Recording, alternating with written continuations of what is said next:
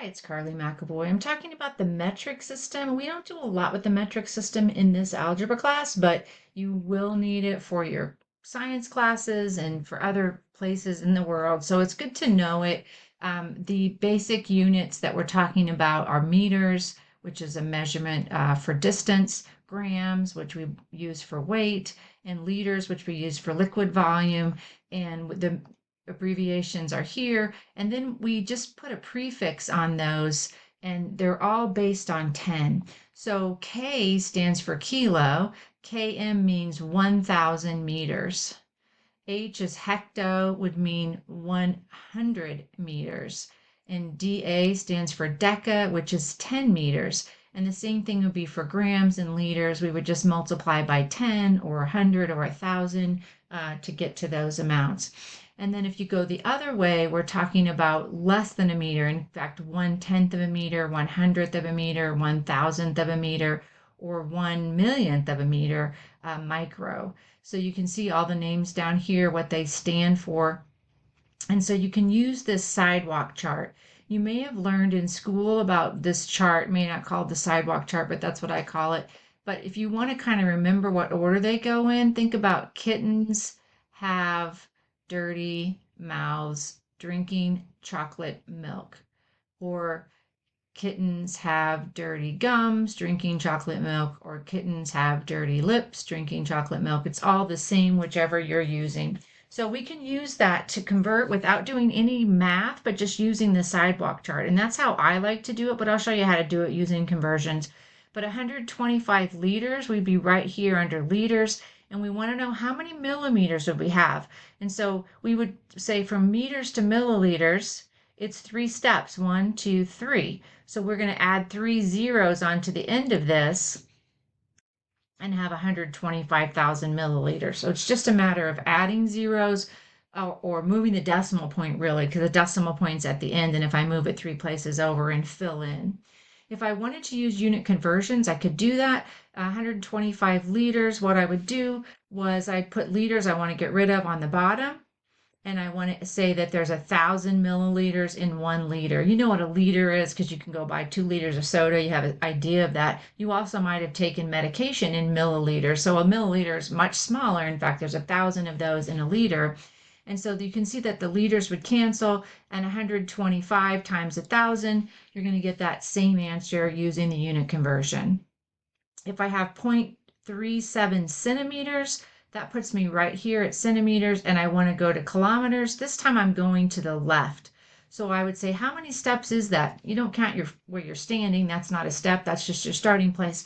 So you have 1, 2, 3, 4, 5 steps to the left. And right here you can see where that decimal is.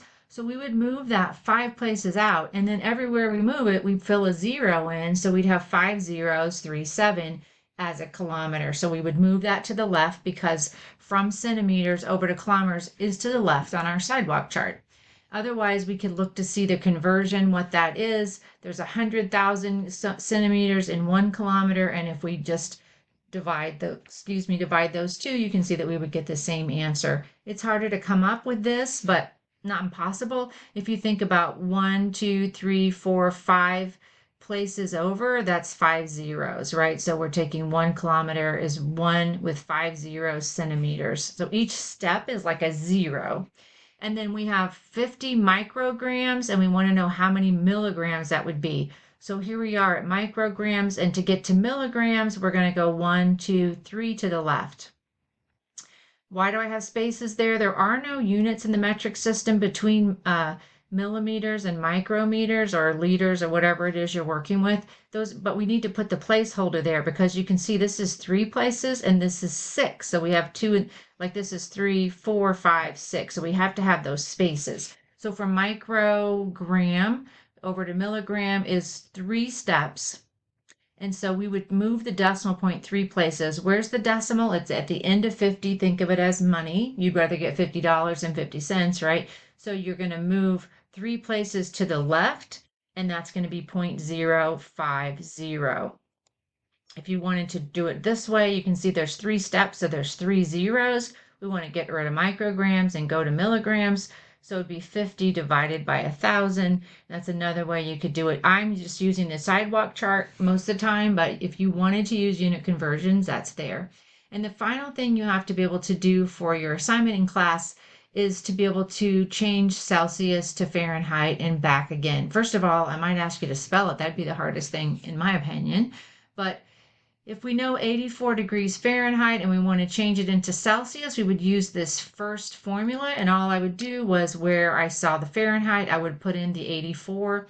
Then you're going to subtract to get 52 and then take 5/9 times 52. This is supposed to be rounding to the nearest tenth of a degree. Use your calculator. You get 28.9 degrees Celsius for 84 degrees. And you know that little rhyme like zeros, see, hundreds boiling, zeros ice, 10 is chilly and 20 is nice. Have you ever learned that? So like kind of help you know about the Celsius temperatures. We don't use that much, but boiling is 100 and freezing is 0. So it makes much more sense than the Fahrenheit system we use.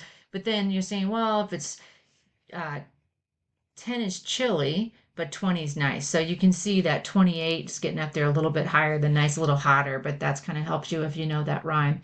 Okay, then 15 degrees Celsius, we're going to plug into this formula because we know that Celsius temperature, replace C with the 15 and then multiply the 9/5 times 15 and then add, and we get our final answer of 59 degrees. So that's how we're going to do the measurement, second half of the measurement assignment, and then you will also have another part which will be in another video. All right, have a fantastic day, and I'll see you next time.